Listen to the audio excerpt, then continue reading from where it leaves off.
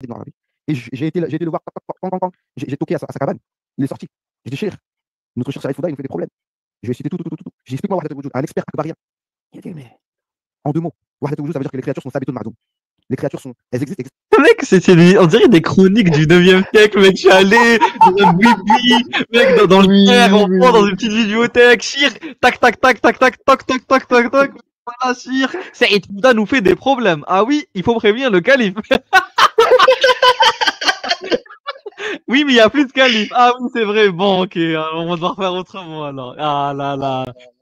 Puis une réfutation sur YouTube. Ça suffira. Ça suffira. Bezzaf, mec, bezzaf. Oui, c'est trop. Mec, il te renvoie à des ambiances médiévales, mec. Alors qu'on est à l'ère, mec, de Dipsic. Et maintenant, mec, on revient à l'ère médiévale. N'existe pas en même temps. Ce qui est hors de la portée du ilm al-kalam. Selon l'ilm al-kalam, ça y est, c'est pas possible. Une chose ne peut pas être et ne pas être en même temps. Mais pourtant, c'est de ça qu'il s'agit. C'est ça qu'ils ne comprennent pas. Et pour terminer, on va demander à Cheikh Saïd Fouda, comment t'expliques le fana, qui est un mustalah, une terminologie sine qua non du tasawwuf. Le fana, c'est quoi? C'est quoi la différence entre fana et wahdat al-wujud? Allez, si t'es capable de répondre ça. Et le cheikh en question dont je l'ai parlé dans sa cabane, il m'a dit, demandez-lui la définition de wahdat al-wujud, on va voir s'il connaît. Mais clairement, la définition qu'il donne de wahdat al-wujud, elle est pas bonne. Et demandez-lui de Ibn Arabi dans le... Il nous dit, donne-nous la définition de ces... Nous, on a juste demandé un truc basique. Donne-nous la définition de la foi. Basique. Ils veulent aller wahdat al-wujud alors qu'ils savent même pas définir la foi. C'est trop. Et en plus, rappelle-toi lorsqu'on a regardé la vidéo, justement, où il en a parlé, lui de son côté, il a commencé par dire que les actes font partie de la foi, pour ensuite dire qu'ils ne font pas partie de la foi. C'est un truc de dingue. Oui, et exactement ce qu'il est en train de nous expliquer. L'affirmation et la négation en même temps. Donc il a bien assimilé son principe, mais la bezef, c'est trop. Oui. Non, à un moment donné, il va falloir se ressaisir, monsieur, et se remettre dans la rationalité. Parce que vous pouvez pas vous dire Ash'ari et être irrationnel. C'est trop. Vous faites du foutage de gueule. À ce moment aussi fait. Mais Cheikh Saïd Fouda, il répond à tout ça. Mais d'une manière imbibée de mauvais soupçons. Parce que quand Ibn Arabi déclame sa croyance de manière claire, eh bien, Cheikh Saïd Fouda dit non, mais non, en fait, vous voyez ça, mais en fait, non. Ça, c'est pas vrai, ça. Le vrai, c'est les choses bizarres. Mais quand il déclame ça au début de Futuhat Makkiyya, il dit non, c'est bizarre. Et quand il dit que Allah c'est wujud mutlaq, il dit mais déjà ça c'est faux ça. ثم قال إن الذين يبايعونك إنما يبايعون الله يعني بيعة الرضوان أي إنما يبايعون الله ببيعتهم إياك. Donc ceux qui font le serment avec toi, le pacte avec toi, ils le font avec Allah Azza wa Jal. D'accord? C'est le bay'at al-ridwan. Donc ça prouve bien. Ça c'est si c'était pas un verset du Coran, on aurait dit ça c'est de l'égarement cette parole. Comment ça tu associes le pacte d'alliance avec le prophète, tu l'associes avec le pacte avec Allah Azza wa Jal. Yadullah fawqa aydihim. La main d'Allah est au-dessus de leurs mains. Yuridu inda al-bay'a. Il veut dire au moment de la bay'a. Qil quwwatullah. Il a été dit la force d'Allah est au-dessus de sa main. Wa qil thawabuhu. Il a été dit la récompense d'Allah est au-dessus de sa main. Wa qil minnatuhu. Il a été dit le bienfait d'Allah est au-dessus de sa main. Wa qil aqduhu. Il a été dit son contrat, son engagement. L'engagement d'Allah est au-dessus de sa main. Wa hadhihi isti'ara. Et tout ça ce sont des métaphores. Donc il y a le majaz et isti'ara. Isti'ara précisément c'est un emprunt sémantique. Donc tu as emprunté le mot bay'a et tu as emprunté le mot main et tu l'as attribué à Allah. Et tu l'as attribué à quelqu'un qui n'a pas une main dans le sens d'un organe. Disons les mots précis, parce qu'il ne faut pas tourner autour du pot. Une main, c'est un organe. C'est la partie d'un corps. Voilà ce que c'est une main, ce n'est pas autre chose. Parce que sinon, c'est vous qui faites de la philosophie. D'accord? On ne fait pas de philosophie. Là, on parle clair. Une main, c'est un membre, c'est la partie d'un corps. La partie d'un djisme. Donc, si tu dis qu'Allah a une main, pas comme la nôtre, soit tu dis la même chose que nous, pas comme la nôtre, donc Allah, c'est pas une main. Mais c'est pas ça que vous voulez dire. Vous voulez dire qu'il a une main. Parce que même si tu dis pas comme la nôtre, c'est pas scientifique de dire ça. Pas comme la nôtre. Mec, c'est très simple, en fait, c'est en train de parler comme un apostat. Parce que oui, une main, c'est une partie d'un corps. Oui. Mais regarde, ce qui est marrant, c'est que lui, nous, si on le dit, il va commencer à nous dire oui, mais non, mais ceci, cela. Ah, c'est aboumissime. Bien sûr, il y a des gens qui vont venir et lui chercher des bouts. Mais ce qui est fou, c'est les pressions qu'on peut avoir. Tu vois ce que je veux te dire? Lui, là, il est en Égypte, bon, il est en train de faire des vidéos sur YouTube, etc. Bon, je sais pas, mec. Tu vois ce que je veux te dire? C'est voilà, avec l'Azhar, voilà quoi. Voilà. Donc en fait, je sais pas si tu peux tenir ce genre de propos, hein, en France. Et d'ailleurs, ça rejoint un peu hors sujet, mais c'était pas ça la raison pour laquelle l'imam là en 95 il s'était fait tuer en France, mais il y a des imams qui se font menacer même en France, etc. Même on avait Rachid Al-Jaï, bon là c'était pas les religieux même, mais on l'avait vu par contre dans d'autres émissions des prises, hein, des OPA de mosquée. Il y avait des gens, je sais pas, des Chibani qui s'occupaient d'une mosquée. Et là, d'un coup, hein, des salafis qui viennent s'emparer d'une mosquée. Normal, genre. Oui, oui, oui, Normal. oui. Coup de Oui, pression. ouais. Ou par exemple, je sais pas moi, des mosquées faisaient venir des imams bizarres de je ne sais où. Hein, le mec, il vient, il fait la prédication, tout ça. La mosquée a des problèmes, elle se fait fermer. Fermeture administrative. Les gens ont rien demandé.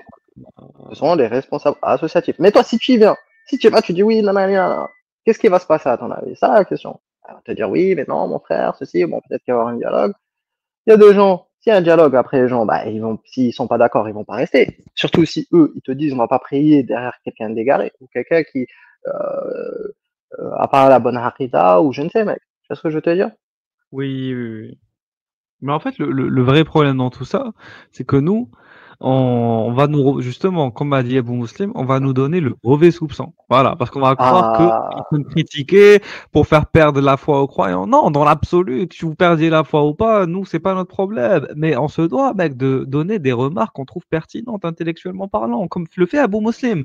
Mais Abou Muslim, comme c'est l'élève du Cheikh Yousri, comme, voilà, il est étudiant en sciences islamiques dans Al-Azhar, oh, voilà, donc en Égypte, donc on va lui prêter le bon soupçon. Alors que nous, Ruyen et moi, on va nous prêter le mauvais soupçon. Parce qu'on n'est pas dans le cadre voilà, légitime. Pour vous. Pour vous, ah. c'est le problème. Alors que, on lit les mêmes ouvrages que Abu Muslim. Et peut-être même plus, et peut-être même plus. Parce que je ne sais Exactement. pas, est-ce que Abu Muslim s'intéresse aux chroniques?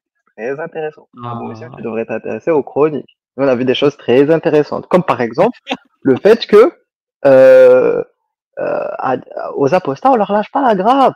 On leur lâche pas la grappe, oui, ya Rabbak. Un oui, mec, il oui. était en prison pendant 7 ans, on l'a laissé croupir comme une merde, et le jour où il a déclaré son apostasie, il s'est retrouvé devant le calife. Devant le calife. Alors, on peut Ah, t'oublier pendant 7 ans, mais le jour où tu vas renier la foi, ne t'inquiète pas, qu'on va te retrouver. C'est ça la folie. Après, les gens ils disent oui, mais pourquoi? Mais vous êtes des haineux, Abou Moussi, mais nanani, nanana. Ouais, mais c'est pas sérieux ça.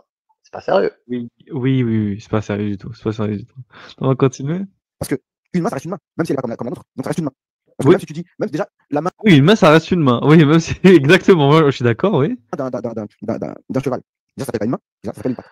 Oui, D'accord. Abou Eja, c'est vrai. On est mort, mec. Oui. Mandef a dit l'imam Shalgoumi aussi. C'est vrai, l'imam Shalgoumi. Oui, Il y en a oui, fait. Imam Chalkoumi, par exemple, tout à fait. Gilet Bon, pare-balles. Gilet pare-balles. le pauvre, ouais, ouais. Donc, on le salue. S'il veut nous contacter, il est le bienvenu pour parler avec nous. Si vous voulez Et contacter un chef, on va contactez-le. bien rigoler. On va bien rigoler. Ah, ah. Et s'il a, voilà, et si il veut, on peut même parler en derja, en arabe, il n'y a aucun souci. Voilà, petit café, voilà, petit thé et petite baklawa, et on y va. C'est parti. Et d'ailleurs, Ah. Béchafi, il a dit super bien D'ailleurs, sur ça. attends, C'est un juste petite question, Régulus. Mhm. Euh, Chimère, il a pas déjà critiqué Shalgoumi? Possible, oui, oui, oui, je pense. Ouais, de mémoire, ouais, possible. Possible, Parce que possible. moi, il y avait un truc à l'époque que j'avais pas compris. C'est-à-dire que je pense que tu avais vu la vidéo où Shalgoumi il avait dit que tu pouvais boire un café pendant le ramadan pour te sociabiliser, c'est ça? Hein? Oui, ok. Et bon, les gens ils lui sont tombés dessus, ok, y a pas de souci. Mais est-ce que tu connais l'avis de Chimera? Peut-être qu'il est revenu dessus entre-temps. Mais à l'époque, il disait que tu pouvais fumer pendant le ramadan. Ah, très très sombre. Moi, je connaissais pas ça, non? Ah, ben on verra ça après. On finit la vidéo et après on Ok, va ok. analyser tout ça. linguiste en français. Les seuls qui ont des mains, ce sont les primates à la limite. On peut dire la main d'un sage. Un primate. J'ai vraiment des primates, je crois que c'est ceux qui marchent sur deux pieds. Abu Muslim est en train de faire de la biologie. Laisse, ce n'est pas ton terrain. Laisse, ce n'est pas ton terrain. Arrête d'essayer de parler de primates, voilà, de simiformes, voilà, dominidés, dominés. Ah, stop, stop, stop, du genre homo. Stop, stop, stop, stop, stop. Ce n'est pas ton terrain. Tu ne sais même pas à quelle classification du vivant appartiennent les primates. Stop. En général. Et c'est les seuls qui marchent sur deux pieds, ce sont les singes, les primates. D'accord. Voilà, la main droite décrite oui, souvent, c'est hadith. Al-Hajar al-Aswad, Yaminullah fi ardi. La pierre noire et la main droite d'Allah sur sa terre. Même l'imam Ahmed, il a interprété cela. C'est pas le sens apparent. D'accord. Donc, tout ça, c'est des empreintes. Mais ça, c'est du dogme. Ça, c'est clair, on a compris. Tajnis fil kalam. Tajnis fil kalam. Tajnis fil kalam, ça veut dire quoi? On a expliqué dans des vidéos récentes. El-jins. El-jins, c'est le genre. Et Allah Azza wa Jal ne rentre pas dans les genres. Allah n'est pas, il n'est pas dans un genre. Parce qu'un genre, c'est un mot qui s'applique à une multitude de spécimens, une multitude de semblables. Le genre humain, par exemple. Les humains, il y en a des milliards. Le genre des primates, le genre des bovins, le genre des ovins, le genre des végétaux, le genre des roches, les genres des gaz, les genres des liquides. Donc il y en a des unités innombrables, mais qui sont toutes différentes les unes des autres. Mais elles ont toutes la même caractéristique. Ça, c'est un liquide, ça, c'est un gaz, ça, c'est un humain, ça, c'est. Il raconte, il t'a dit, attends, il t'a dit les singes, c'est les seuls, ou les primates, c'est les seuls animaux qui peuvent marcher sur deux pattes, c'est ça? Il se fout ma gueule. Il a oublié les oiseaux. Qu'est-ce qu'il raconte? Il y a des reptiles qui peuvent aussi se déplacer sur deux pattes. Ça, bon, Oui, pas mais tout il le faut temps, pas mais trop demander à Abou Muslim. Tu sais, on leur a dit, lâche ça à la biologie, c'est pas fait pour toi, Akhi. non, mais là, maintenant, il veut rentrer dans de la physique chimie. Il te parle d'eau sous forme de vapeur, sous forme de liquide. Non, mais là, c'est trop, mec. Arrête d'essayer de toucher à des domaines qui te sont étrangers. C'est un homme, ça, c'est une femme, ça, c'est un Français, ça, Tu rentres dans un terrain sensible. À vous, Muslim, tu rentres dans un terrain très, très sensible. Avec lequel on a du mal à se dépatouiller en France. c'est un Algérien, etc. Les Algériens, il y en a des millions, les Français, il y en a des millions, les Chinois, il y en a des millions, mais chacun est différent. Donc, El-Jins, dans la logique, dans le mantiq, on apprend. Donc, il y a, comment on appelle ça déjà bref, il y a le Jins, dans le chapitre des définitions. Quand tu définis une chose, la meilleure définition qu'on puisse donner, c'est une définition qui a Jins al-Qarib, le genre proche. Un être humain, c'est Hayawan Natiq. Donc, un être humain, c'est un animal. Donc, l'animal, c'est le genre vraiment global, auquel correspond l'être humain. Et qui parle. D'accord. Bref. Donc, Ça veut rien dire parler en plus. Il y a des animaux qui parlent, c'est pas humain. Qu'est-ce qu'il raconte? C'est de la folie, c'est de la folie. Mais qu'est-ce qu'il raconte? Qu'est-ce qu'il raconte? Après, En il faut fait, définir. Oui, oui, un parce autre. que en fait, Faut pour définir lui, un autre. Faut définir la parole. Est-ce que parole, c'est le fait d'émettre un son reconnaissable parce oui, qu'il y a parce des que en fait, langages qui ne sont pas basés sur des mots comme nous, en fait, qui sont basés sur des oui, intonations, sur des. Voilà. Vas-y. oui, sans même parler du son, tu peux communiquer avec de la lumière, tu peux Avec des communiquer avec, odeurs, avec des gestes, oui, avec avec de la vision, tu peux communiquer avec plein de choses, tu vois. des Euh, couleurs, oui, bien sûr, avec des danses, en dansant, en volant. Donc il y a plein de manières de communiquer, comme tu as dit, oui, bien sûr, évidemment. Exactement. Alors lui, il dit la parole au sens de la parole humaine. Effectivement, c'est sûr que si tu t'attends à ce que un animal il communique avec toi via le langage humain, en plus c'est ça qui est fou. Le langage humain, c'est parce que c'est un langage qui est spécifique à notre espèce, tout simplement. Mais communiquer avec des animaux, tu peux le faire. Et pas que d'ailleurs les animaux te comprennent. Ils communiquent avec toi, mais en parlant, tout simplement, il y a la fac, je comprends pas, mec, c'est de la folie. Mais, Hein. même il y a des En fait, humains je entre eux pense, qui ne peuvent pas se Abou comprendre Moussim, par le langage. tu Ouais. sais, Régulus, si Abou Moussim avait eu un animal, et je ne pense pas qu'il en a eu, mais s'il en avait eu un chat ou un chien, je ne pense pas qu'il aurait utilisé cet exemple-là. Cet exemple, oui, oui. Et en plus, il te dit les humains, ouais, voilà, il te dit insan yantiq ou hayawan yantiq plutôt, donc un animal qui a le nôtre, donc qui peut genre émettre justement un son reconnaissable, etc. Mais je suis désolé, à un moment donné, il faut comprendre que c'est pas parce que les humains peuvent avoir un langage que ils se comprennent en fait, forcément. Donc déjà, faut qu'ils communiquent entre eux. Voilà. Si je connais pas le mandarin ou le cantonais, si je connais pas l'anglais, j'aurais pas pu comprendre un anglophone ou euh, un, un mandarophone, etc. Voilà. Donc c'est n'importe quoi. Ou un sinophone, voilà. Ou Oui, un oui, japonais. là, mais Voilà. Donc ça le problème en fait. Je comprends pas. Il est bizarre dans sa manière de voir les choses. Bon.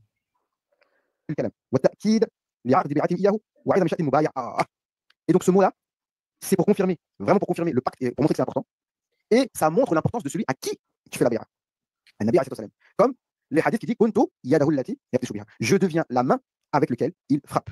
Je deviens la main avec laquelle il frappe. Et donc c'est ce hadith que vous connaissez tous, il correspond à ce verset. D'accord. Là, je parle même pas des Wahhabis, leur croyance. Là, je parle maintenant des Ash'ari qui critiquent le soufisme à cause de ce genre de passage.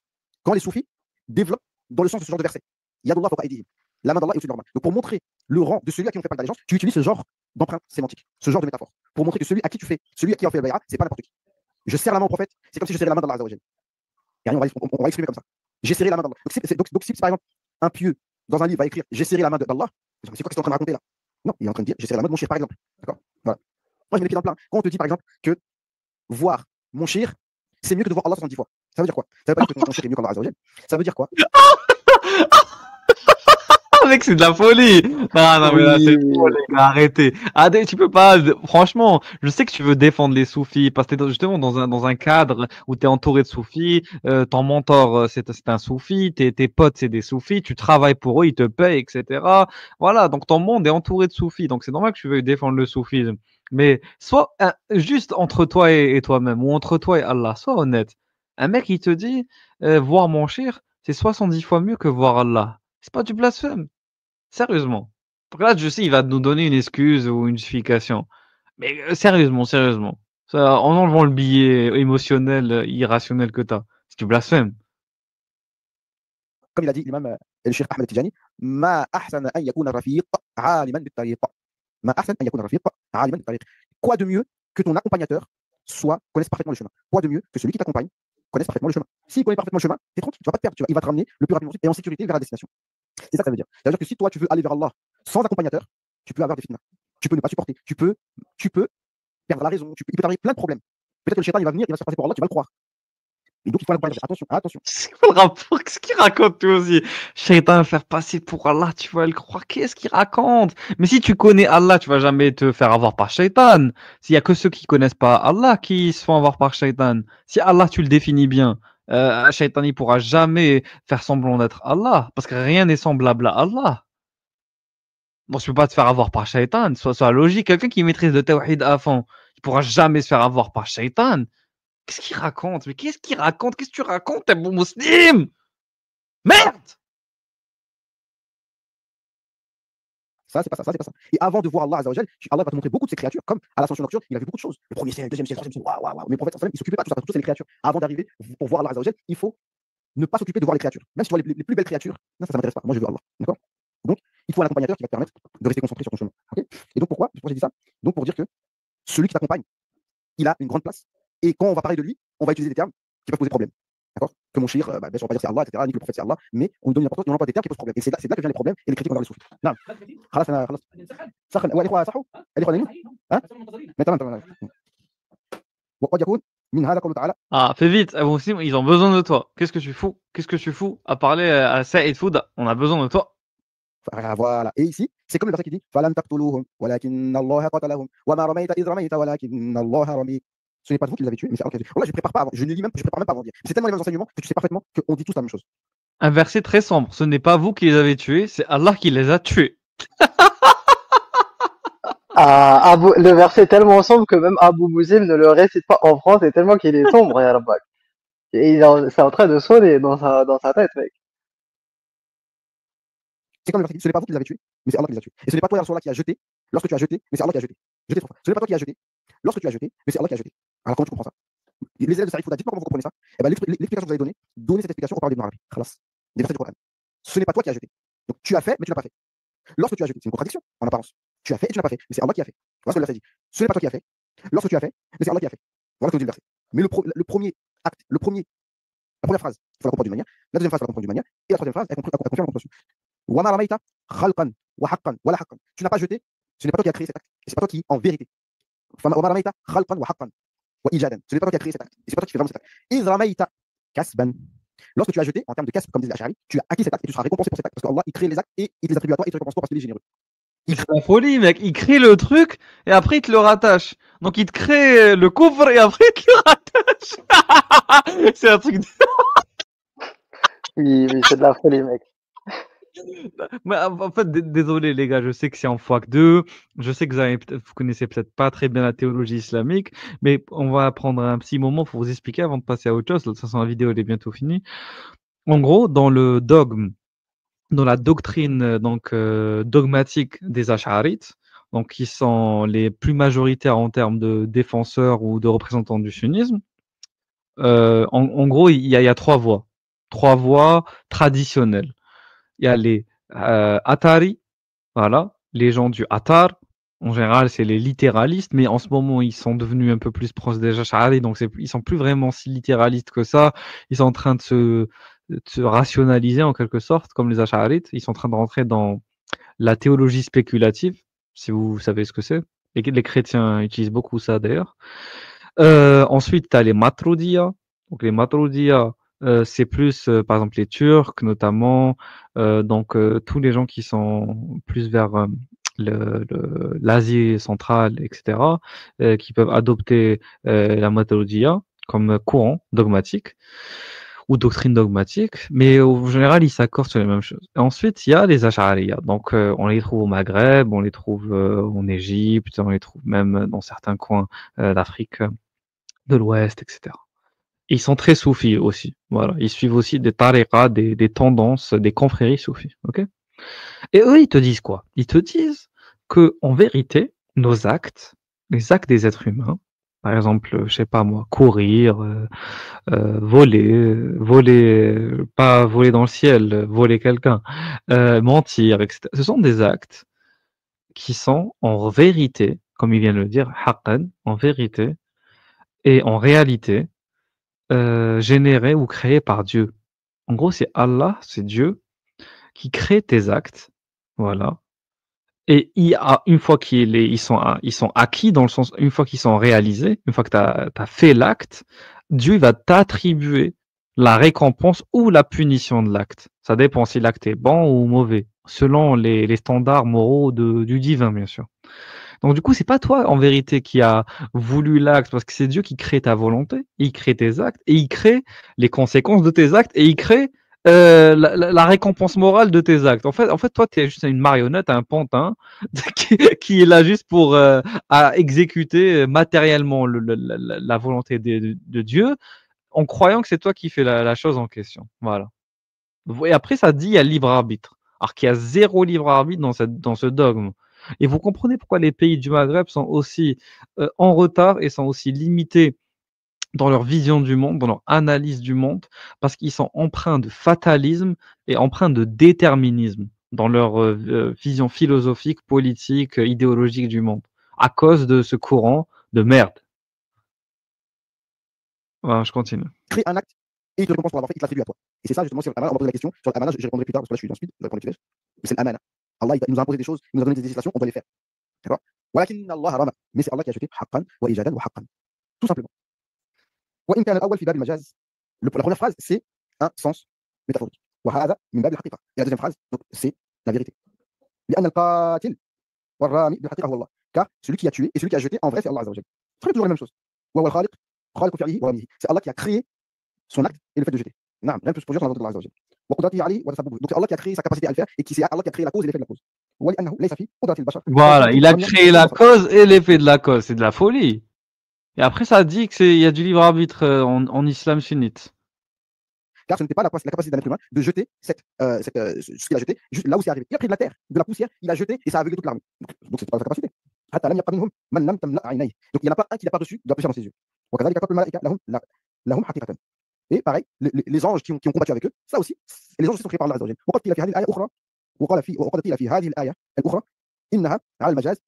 tu vois, ils ont dit que cette phrase, elle est selon les métaphores des Arabes. Donc c'est juste un reflet sémantique, d'accord? J'appelle ça un reflet sémantique, c'est-à-dire on emploie un mot pour un tel, ben on va l'employer pour l'autre, même si pour l'autre, ce n'est qu'un reflet. Donc ça n'a pas de réelle existence. C'est-à-dire que quand tu te vois dans un miroir, ce qu'il y a dans le miroir, c'est toi sans être toi. Muqabala, ça te fait face, tu es en face de toi ta propre image, mais c'est toi sans être toi. Attends, ça c'est intéressant, mec. T'es là? Il te dit, ton reflet dans le miroir, c'est toi sans être toi. Mais tout dépend de ce que tu définis par être moi. C'est mon image, tout simplement. Donc, c'est une image qui est rattachée à moi, mais qui n'est pas moi. Donc, c'est pas moi sans être moi, c'est juste pas moi. Elle est rattachée à moi. Par exemple, c'est une photo de moi, ça n'est pas moi. C'est de la folie. Une vidéo de moi, ça n'est pas moi. Un enregistrement de moi, ce n'est pas moi. Dans mon être, c'est rattaché à moi, mais ce n'est pas moi. Donc, c'est pas moi sans être moi. C'est de la folie quand même. Tu vois ce que je veux dire? Ce n'est pas mon Oui, être. c'est de la folie. C'est très simple, ce n'est pas moi, tout simplement. Tu peux pas dire que c'est moi. C'est rattaché à moi. C'est une portion de moi, à un moment donné, si tu enregistres ma voix. Voilà. Ou c'est une représentation matérielle de mon physique à un moment donné, à un endroit X. À un moment T, à un endroit X. Voilà. Spatio-temporel. Mais ce n'est pas moi, dans tout l'aspect de mon vivant. Voilà. Est-ce que le corps de quelqu'un, c'est lui? Ce n'est pas lui, c'est son corps. Parce que sinon, on commence à dire que quelqu'un, juste, il est défini par sa corporalité uniquement, tu es en train de le réduire à de la pure matière, inerte. Tandis que le corps, c'est juste, quelqu'un se réduit à son corps, à son cadavre. Ah non, il est plus que son corps. Quelqu'un est plus que son corps. C'est pour ça qu'en France, par exemple, dans les lois de bioéthique, on considère quoi? On considère que on ne peut pas commercialiser, hein, les organes humains. Parce qu'on donne de la valeur sacrée au corps humain. Eh oui. Parce qu'on ne peut pas dissocier le corps, hein, de l'esprit et de l'être en tant que tel. في رمي وجوههم بالحصباء والتراب ولكن الله رمى قلوبهم بالجزع. Mais c'est Allah qui a jeté la peur dans leur cœur. Donc toi tu as jeté la poussière et Allah a jeté la peur dans leur cœur. أي إن المنفعة الرمي كانت من فعل الله. Donc l'utilité de ce jet est l'action d'Allah Azza wa Jal. فهو القاتل والرامي بالمعنى وأنت بالاسم. Allah. Wallah, regardez, par Allah, vous êtes tous témoins. Vous êtes tous témoins. Regardez par quoi j'ai commencé ma discussion. Et regardez par quoi finit le livre que j'étais censé faire si je ne faisais pas de digression. Une réponse à Saïd Fouda. Franchement, on va pas se mentir. C'est une mini karma qui vient de se passer. On va pas se mentir. Parce que certains vont dire, pourquoi il nous parle de Saïd Fouda? Arrête avec tes polémiques, etc. Mais là, c'est le sujet. Dernière phrase. فهو القاتل والرامي بالمعنى وأنت بالاسم. Allah est celui qui tue dans le sens. Et toi, tu es celui qui tue de nom. Ah, et c'est Saïd Fouda, à chaque fois, il parle de ça. Ah, أنت المعنى ونحن الأسماء. Allah est le sens et nous sommes les noms. Nous, on est juste deux noms. Et Allah, il est dans le vrai sens. Ah, نحن موجودون بالاسم. Allah موجود بالمعنى. Voilà. Il y a mille et une façons de le dire. Nous, on existe de nom sur le papier, mais Allah existe dans le vrai sens, en vrai. Voilà, c'est tout pour moi. Ça veut rien dire exister dans le papier. Exister dans le papier, ça veut rien dire. Ça n'existe pas. Mais Régulus, est-ce que tu savais que Abou Muslim n'existe pas? Oui, personne n'existe que Allah qui existe. Oui. On est dans le papier, voilà. Mais en vrai, on est en train de regarder une vidéo sur YouTube.